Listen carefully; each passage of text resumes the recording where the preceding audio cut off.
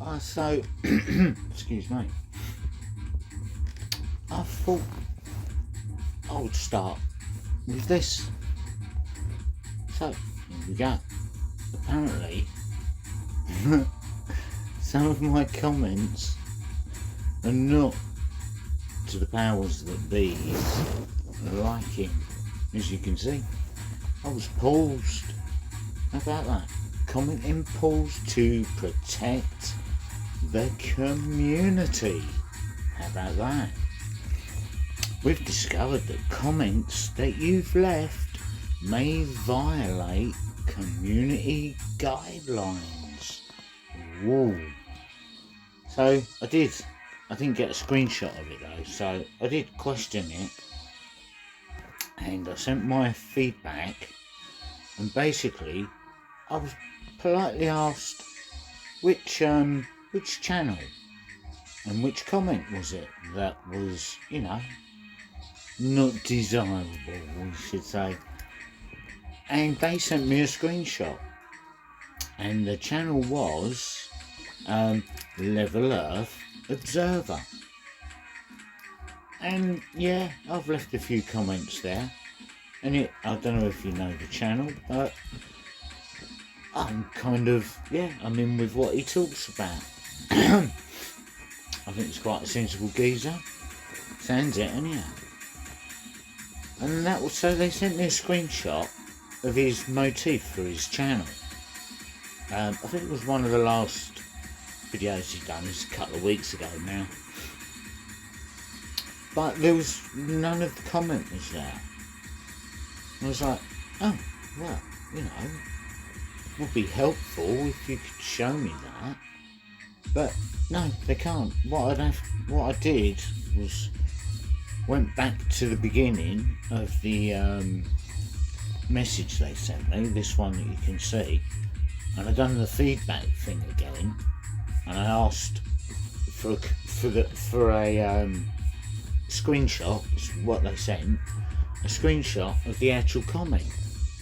We just done the same thing again, so it wasn't like, it wasn't specific at all. I just thought that was interesting.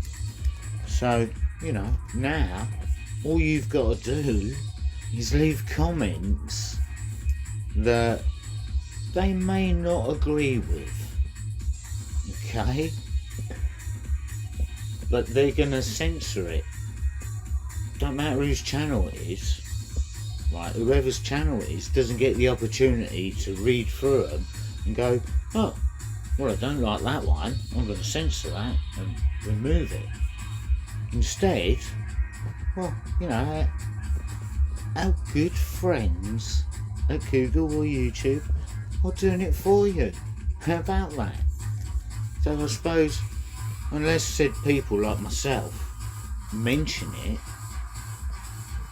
to, so really I should leave a paragraph or so on his channel, on one of his vids, just to let him know. But I've not done that yet, because I was just, I was banned for a start, but I'm able to leave comments now.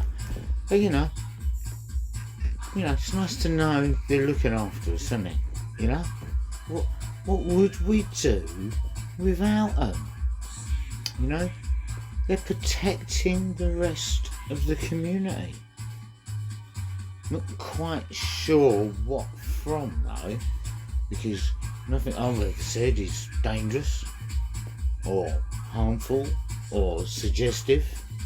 It may not be agreeing with a certain narrative, but that's because I've got my own views and opinions. So yeah, I'd start with that. Quality, isn't it? Right, so check it out. Now this is not that far from me actually. This is on the Isle of Wight, England, or the little island off the bottom there. And I'm basically opposite it, where I live, Southampton. But I've been across to the Isle, and haven't actually gone to this place. I will do next time though. So this was Queen Victoria's island retreat before her husband died. Edward, wasn't it? Something or other. However, it was him who designed this, apparently. You know. So not only was he a soldier, or pretend soldier perhaps, but he was an architect as well. Fully qualified architect. And he drew out the plans for this little, palace and knocked it up. He was also, working there as well while they built it. Now I don't think for fucking 1 minute he designed this place, because he didn't do anything else, put it that way. So, it's pretty cool. Bedford Palace. And all this, as you can see, look, there's doorways that go through. I mean, that is an awesome island retreat, isn't it? So let's get some close-ups. That's the, so those 3 arches is the ones I just showed you from a distance. And like where the people are and the bridge above them. Yeah, well that whole area was like a lawn. And this was going underneath. But just remember the shape. Alright? And the colour. Especially this tower with the clock in it and the square bit around it. Yeah, same as the right hand side.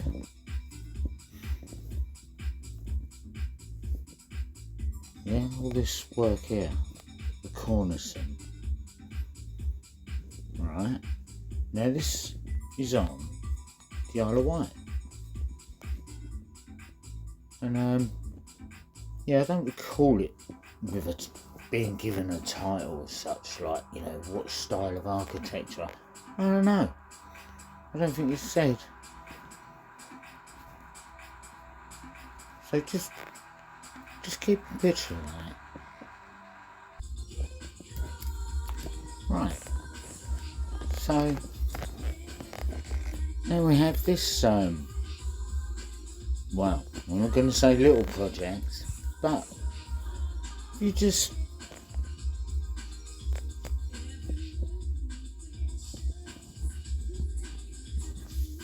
right, look at the similarities. See the centre? Look at those 2 raised like pyramids that come out of the roof. All the cornicing along the edge between the roof and the brickwork. Okay, it's looking a bit similar, isn't it? Yeah, around the chimney and that. Right, let's have a little look at what this building is. And here we have a better view. See that? Excuse me. So this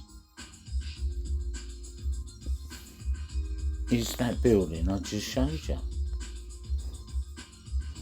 And it takes a huge area.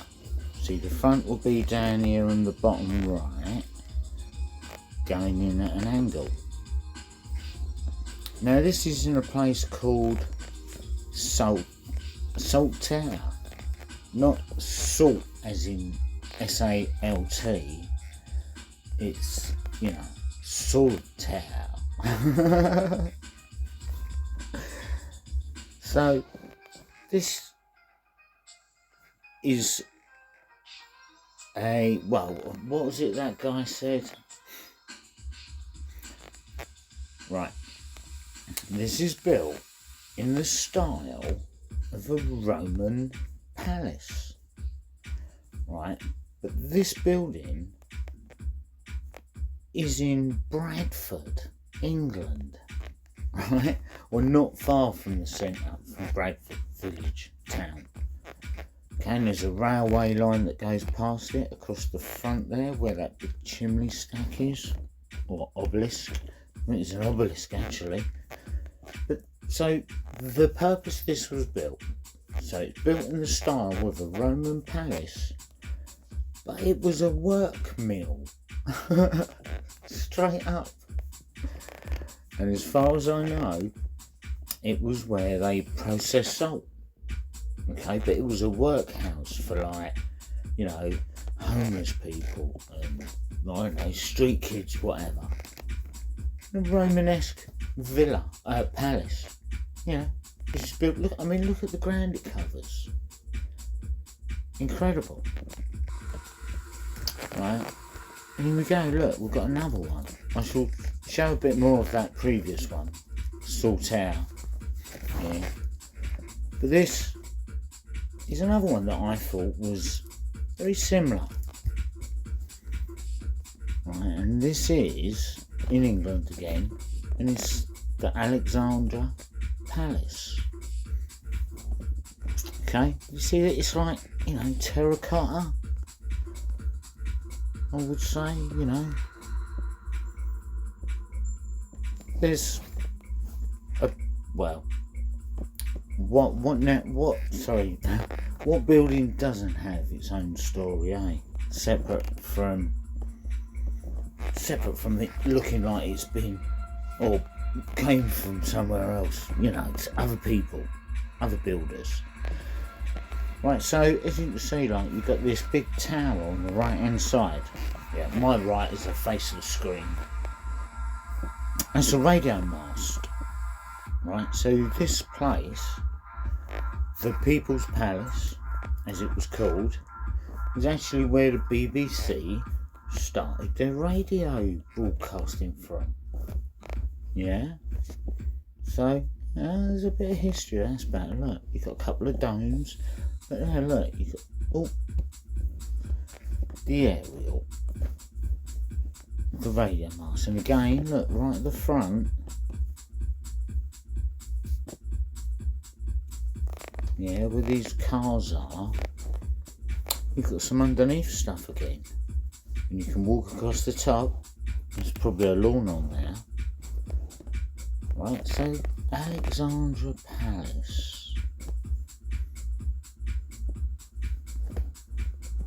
And it came with a custom built organ, but at the time it was the best organ in Europe, and you used to get all these different keyboard players or whatever.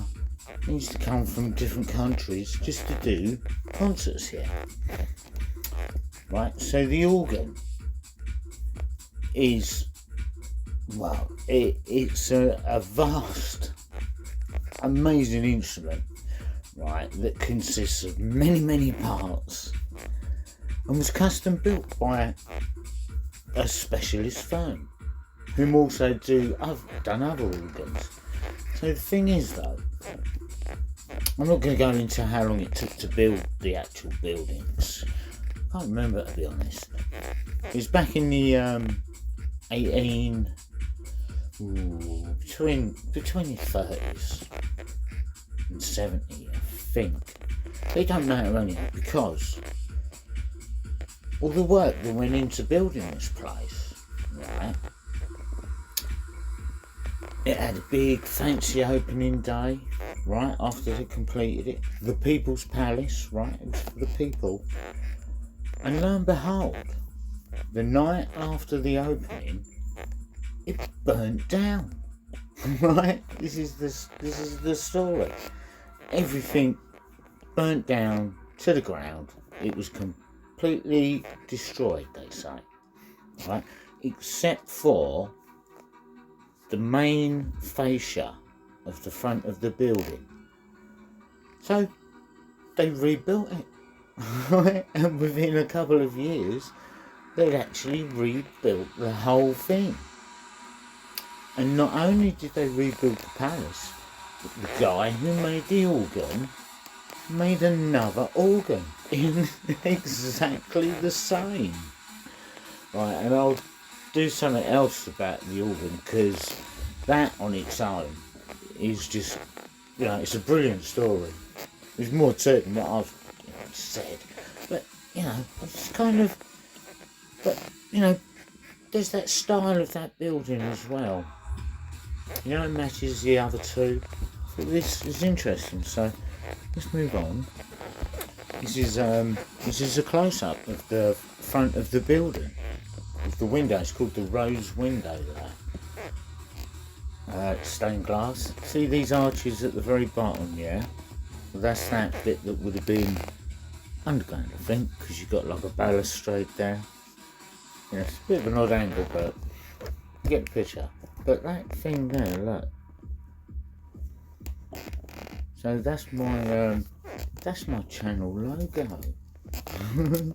That's where it comes from. I'll show you a better picture there. There you go. That's on the inside. Same window, yeah. But now we're on the inside. It looks like it was probably decorated a little while ago. That is, yeah. So on the inside, just below that, is the organ. And we'll go and have a look at that. Actually, I'll make a correction there. This is the opposite end. So the outside view I showed before that last picture. Right, that's looking at the front of the building. Right, and if you could look through the window, you'd see that one at the opposite end.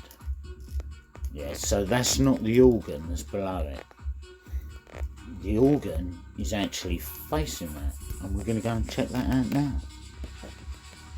The organ. Now, you can get a bit of an idea of how big it is, because if you look on the left hand side, we've got a little geezer. There he is. Just gives you a rough idea of how big that organ actually is. Now this thing burnt down to the ground and that was destroyed. Right, but it was, right, so a little bit of the story is, this was one of the first steam operated bellows organ. So when matey sits in his chair and he starts, dun dun dun dun and all that, right, a steam system operated, via his control would give the oomph for the pipes to put out the sound. Yeah, bellows, you know what a bellows is, don't you? It's that thing that you pump and it pumps air out. Use them for, I don't know, you would, what sort of thing that would get a coal fire burning again? If it was going down, you just put it in, pump in some air, yeah, and that's what you done to this, pumped in air as you operated it. And you would have to, you'd have to warm this steam component up the day before a concert, for example. So it'd have to be switched on, warmed up, tested and all that, and then they'd leave it idle until the concert. Bit of a light, you can't just go up there and play it. You've got to do it at the start day before. Why not? So that's a bit about the organ, but there's more to it. It costs more than the fucking building, I think, to make twice. Right, and then we've got this place. And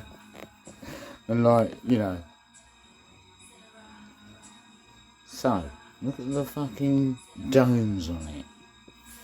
Now this is, well, it's not abroad, put it that way. It's in good old Blighty.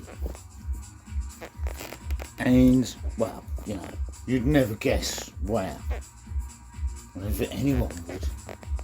After you went through all like Baghdad or Iran or Syria or somewhere, once you've gone through all them, you kind of think, well, alright, well, where is it then? Where do you reckon? Well, this is in Brighton. the seaside resort, Brighton. This is not on the beachfront, it's a little bit, a bit more tucked away. But it's known as the Winter Palace. Yeah? So, for the fucking royals as usual. But they just thought they'd throw this up back in the 1800s. Doesn't actually, doesn't go with anything British at all. Alright, you might be able to say there's a bit of India in there maybe. But, pretty much is... Well, I ain't seen another building like this in England. I mean, doesn't mean there ain't. This looks like it should be in fucking Russia. And you colour them domes, yellow, blue, whatever. It would look like that place in the Russian St. Petersburg or whatever. Crazy. But, there's some, Antiquitech, is it? Who knows? Might just be an ornament. On the top of them. So, seeing as we're in Brighton, I thought I'd show this. This is just a view of a street in Brighton. And if you look at that big archway there, you can actually see what it says on there. Brighton Dome. Yeah, so this is not far from where the Winter Palace is. I think it'd be somewhere over behind it. But, I've been to Brighton several times. Right, my twin brother lives in Brighton, right? And I don't remember the streets looking like that. I'll tell you. I don't think my fucking brother would. He's probably lived there for 20 years. But interesting.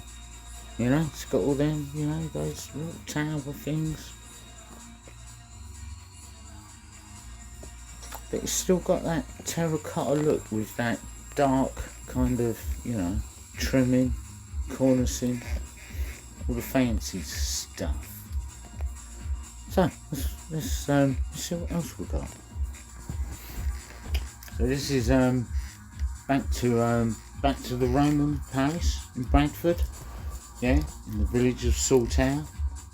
That's got its own name. It's got its own name, but it's got a nice little story to it. Because Saltaire is not only where the this building is, the Roman style palace, which was a workhouse, but for some reason, the guy who built it, Titus Saltaire, his name, he actually built a whole village. So this building is just one end, right, of a village that is all built in this style, with this colour brickwork and the same kind of trim and all that. But I thought it looked very similar to the one on the Isle of Wight, Bedford Palace, Bedford Place, that's the road. With that square going on. No, it's very similar. All at the same time as well. They were built. Right. I've got to show you a little bit of this place. This is it's in Glasgow. Right, and this is the hotel that they built when they got the railway, finished the railway line into Glasgow. I think the Grand Hotel, the Royal Hotel, something like that. Still there, obviously, but I mean, look at the detail going on around this central bit. You've got a cornice over there, balustrading, right, and then there's like a decorative cornice with like detail in it, and then it's kind of like 2 floors, and then you've got the same thing again, but it's just a little bit more chunky. You can't really appreciate it from here. And look, you get into the roof and the clock and all that, and it's like, holy moly, what's the inspiration? There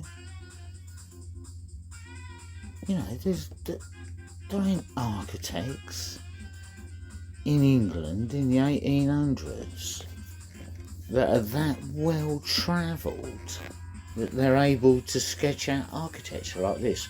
I just don't think that's possible. You know? To do something like that, surely you would have to have travelled, right? If they're saying it was, you know, their idea, their style,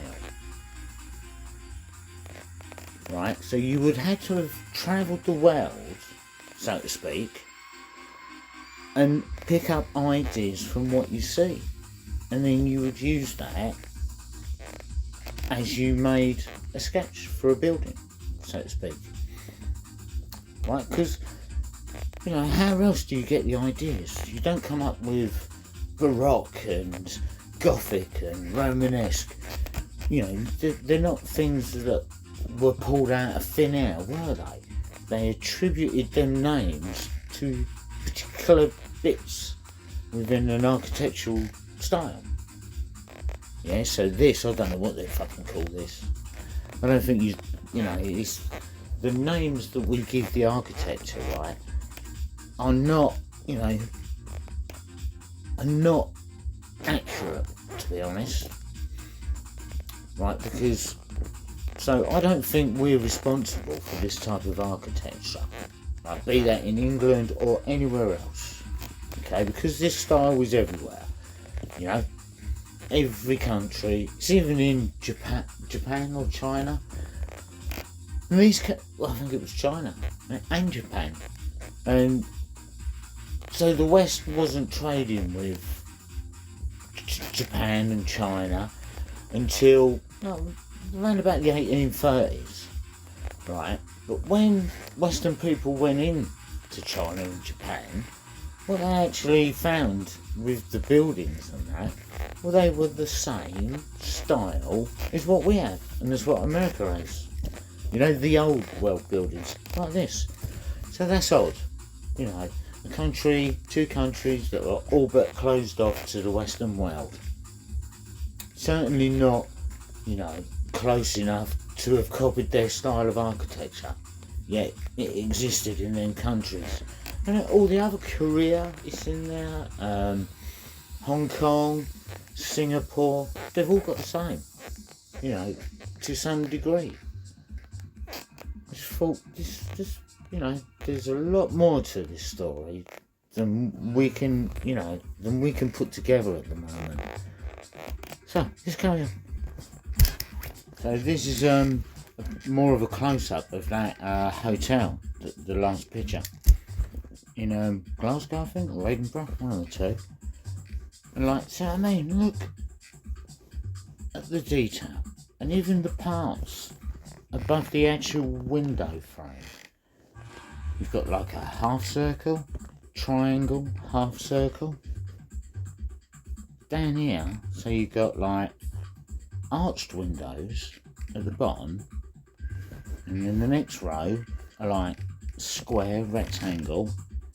They've got a different, you know, like a half circle, a triangle, and then the next windows where you've got that, you know, really, really heavy, like cornicing and dental style, which is what you call them little briquette things, the little knobbly bits. Looks like an upside down castle wall. But, you know, okay, they are pre-made shapes, right, and you've just got to like put them in place, but it's got to match up. You can't get, you know, it's all done nowadays, right? This sort of detail on a building, it would consume so much time, right? Because, you know, you've got to have bricklayers that are a little bit more skilled than just throwing bricks down. You just, you know, we don't do anything like this now. It's such a shame, because, you know what I mean, live in a building like this, it will, you know, it will change your mood, wouldn't it? You know, but as long as you've got to appreciate the style as well, and its presence, isn't it? Because you know, it's like kind of it's like imposing, isn't it? The buildings, these great big buildings. They're there, they're solid. It's kind of saying like, I'm here, mate. This is my patch, and I'm going to be here forever. And I truly believe it would be. And this was, well, practically the only picture I could find of the inside of it. This is called the banqueting hall. It's just a hotel, though. You know, for the passengers, for the train station. Of course, makes sense, don't it? You would do that, you know. No expense spared. And here we have another one. Well, black and white. This is quite an early one, but sorry, didn't mean to shout then. But what I thought was interesting in this, right, is the background. Look, what is going on in the background here? That building on the right, yeah, with the arches, and then the tower, with the cross on it. It's like, hold on a minute, that looks well old. In Scotland again, Edinburgh, I think, Glasgow. And then even over there on the left, so just to the right, the clock tower. That's quite interesting as well, isn't it? It's like, oh, right, of course, yeah. You'd see things like that in Scotland, wouldn't you? Isn't it? I think this might be the train station, all those little roofs there. Because it's got loads of platforms. I'm not going to say what the definite figure is, but I think it's in the region of 10, maybe more. But who knows, you know, why not? If you can have one train stop in there, why not have 10? Right, so now we're on to something completely different. So, you know, the buildings, I just thought I'd show that because they are very similar. That Glasgow one, awesome. I've got some other stuff of Glasgow that I only found it last night. A load of black and white pictures. And I tell you, right, you know, so I've seen a few shots of Edinburgh, Glasgow before on other channels, and some of them pretty odd to say the least. But these ones I picked up the other day were, yeah, awesome. I'll put them on the next video if I do. Yeah, that'd be cool. One sec. Okay, back. So, what do you reckon? Wood or rock? Or could it be both? Looks pretty grainy to me. Yeah, I'd say that's pretty close to wood.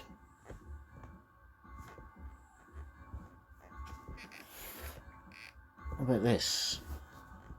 Ooh. Quite interesting, isn't it? Looks like a knot, maybe. Yeah, so it looks like where a branch would have come from the tree. It's looking very grainy.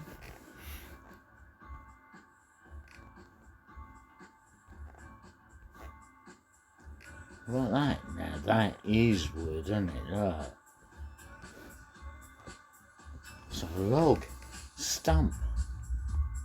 Well, a branch perhaps.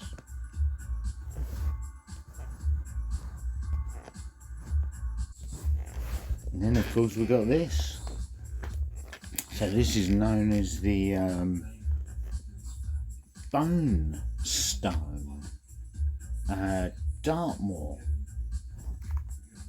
or yeah, the moors near Devon. That's that big area, and this is called the Bone Stone, and it stands in a spot that as far as I remember, it's called something like Giant's Hill.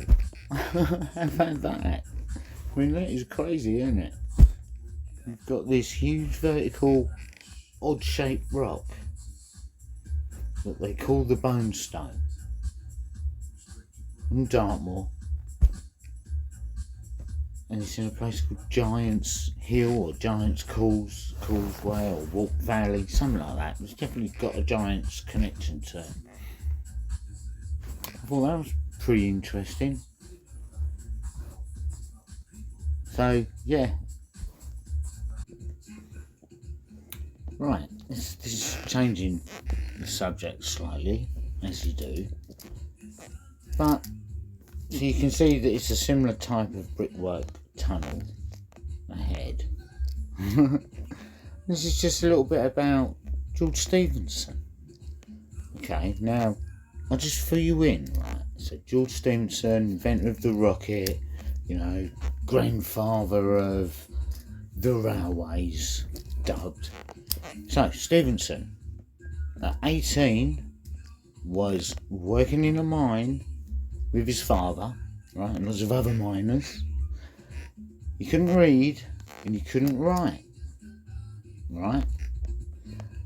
And then all of a sudden, he's building steam engines. But not only is he building steam engines, he's also a surveyor, and he's able to plot the course of this train line he puts in. It's just after 1830, it's about 1831, so it's just after he's made the rocket, and all of a sudden he's putting in railway lines, putting in tunnels, putting in bridges, etc.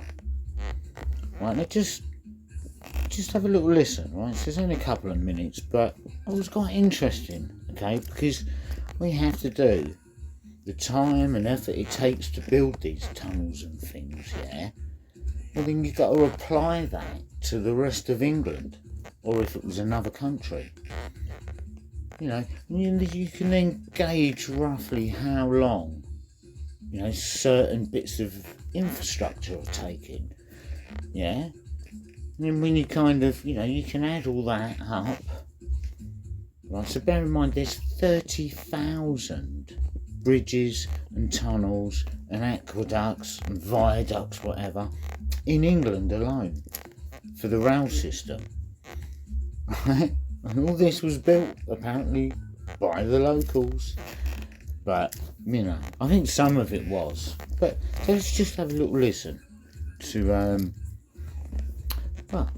to this guy, self of video.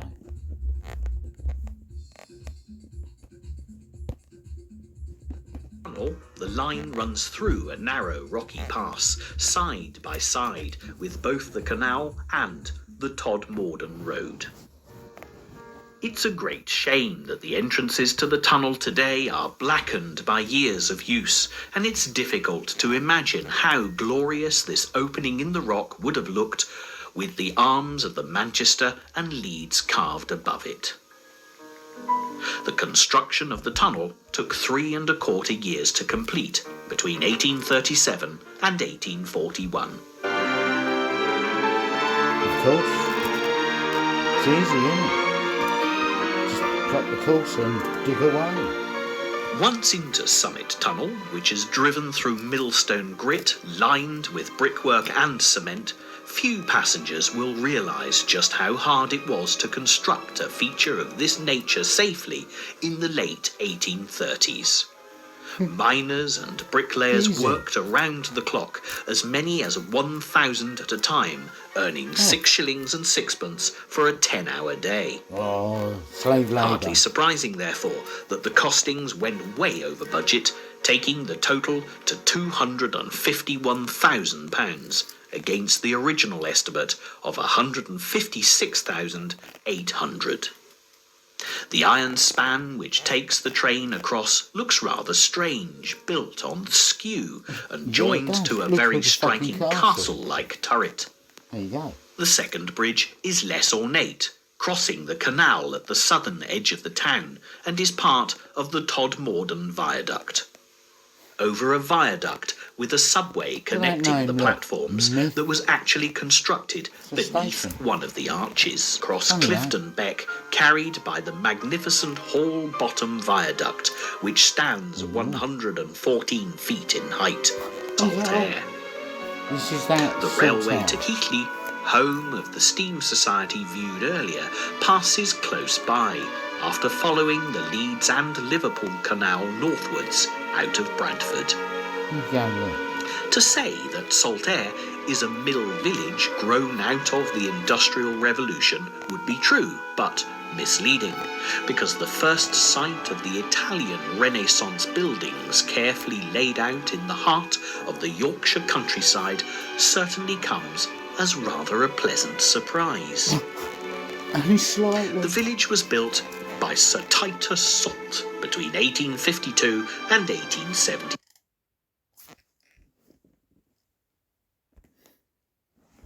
And here we have someone else. Looks quite familiar. And this is, well, I wouldn't say it was Stevenson's rival, but Brunel. Now this fella, you know, everybody knows him. Brunel, yeah, super fucking hero. But as you can see in this picture, it would appear that Brunel may belong to, well, let's just say a special club. Now that is interesting, because this fella is jotted down for all sorts of engineering achievements. You've got boats, as you can see, like by the chain link in the background there. So we've done a couple of boats that were like huge. They don't exist now, of course. You know, I think they both sunk. The Great Eastern was one. I think it laid one of the first cables across the Atlantic for telephones, something like that. So Brunel, you've got the Clifton Suspension Bridge, which is what Brunel done. Well, actually, that's a funny story, that, because he started it, but he just couldn't finish it.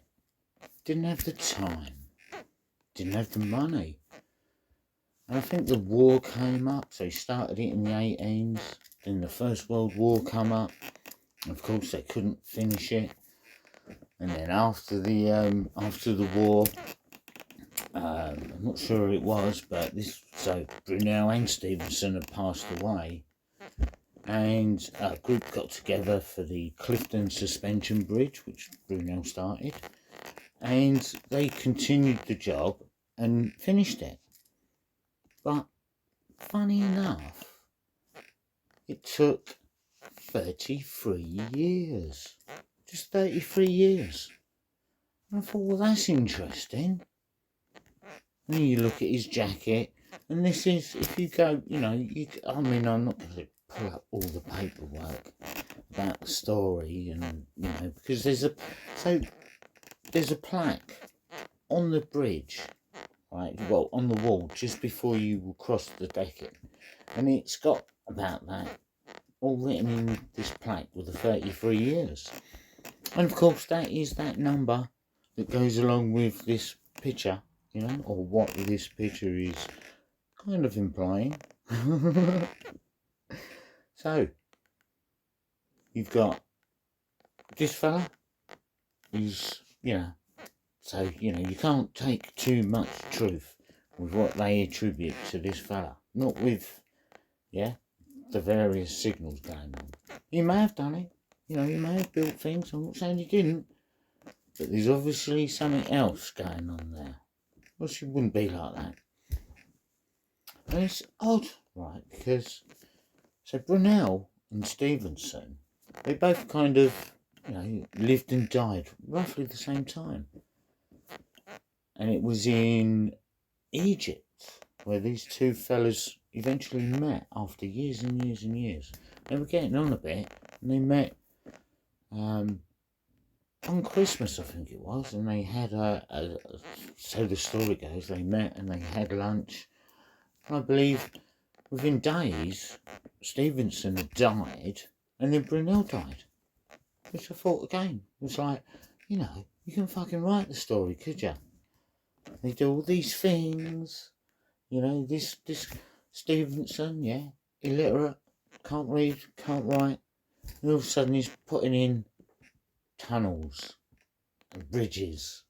He put the first train line across the Pennines, which is a land feature in England, as you go down country. A lot of people refer to it as the spine of England, because it's like, not mountains, we're not talking like the Alps or anything, but to people in England, they're kind of mountains, because, we don't get much bigger than that, unless you go right away into Scotland, and then you've got Ben Nevis. That's about it. But anyhow, so the Pennines, it's hilly, it's got valleys, it's not exactly flat. Yeah, so if you're putting a train line in, as we know, train lines, they like to be flat. Ideally. And if you don't have to go in the tunnel and make them, then even better.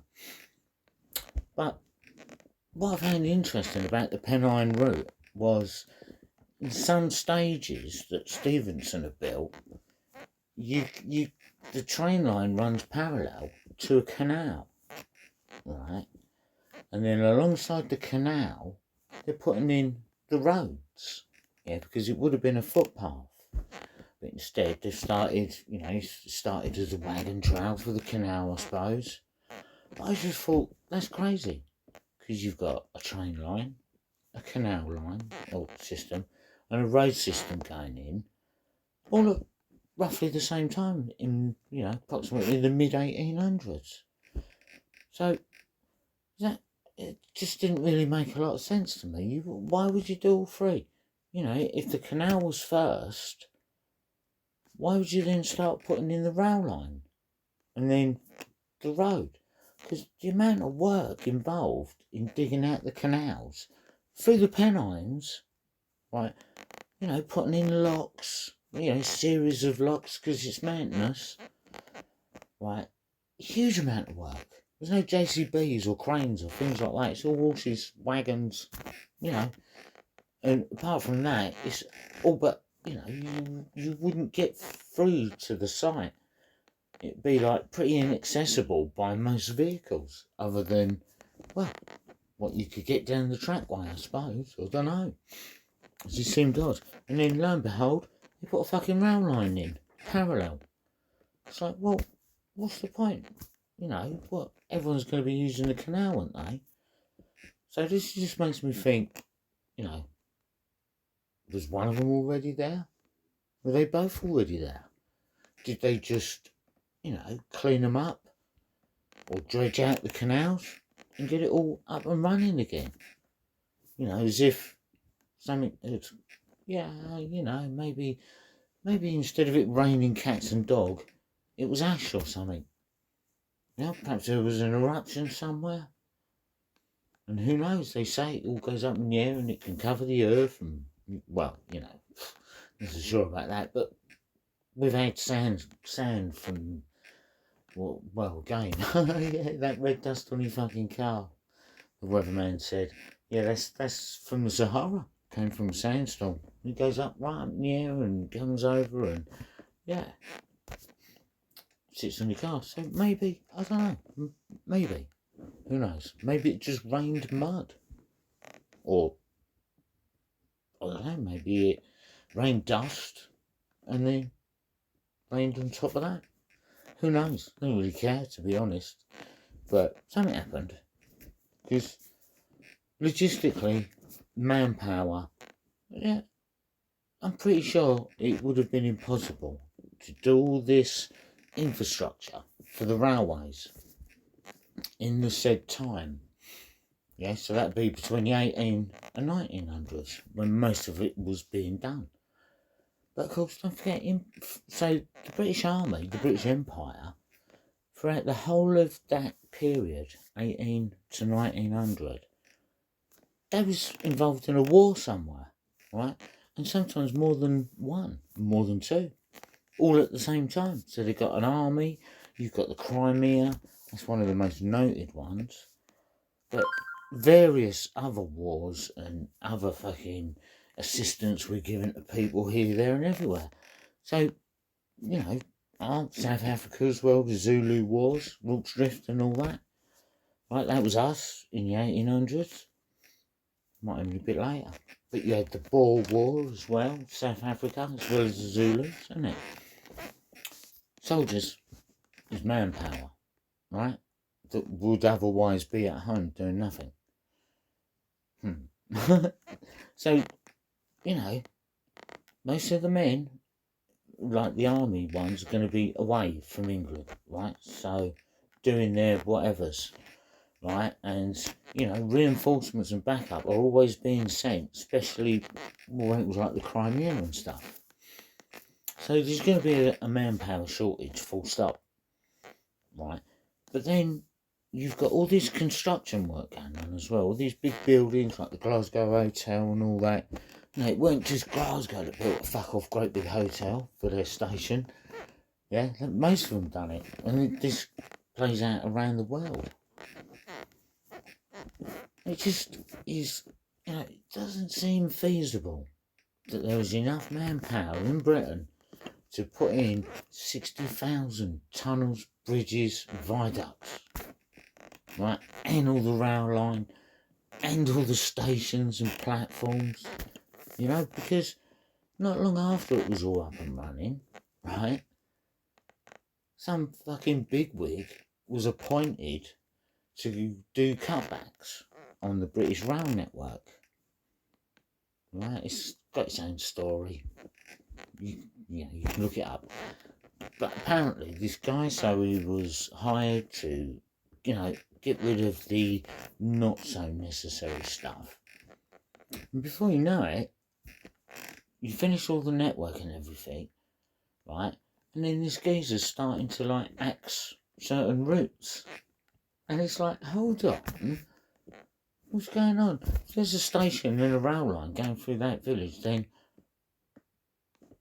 well, it must have been necessary. You know, you wouldn't put a station somewhere if, you know, if there was no people in it, would you? It wouldn't be a town as such, would it? You'd just go straight through without stopping, then stop at the next town. But, well, apparently there was loads of fucking not necessary tracks and stations and places. So this geezer, Dr. Beeching or something his name was. Yeah, if you look that up, don't ask me to spell it, I can't spell, man. Not that, anyway. Beeching, Dr. Beeching. And the rail cutbacks. Yeah, you'll easily find it. So, yeah, that's me then. I'm going to say adios. And, yeah, catch up next time. Later.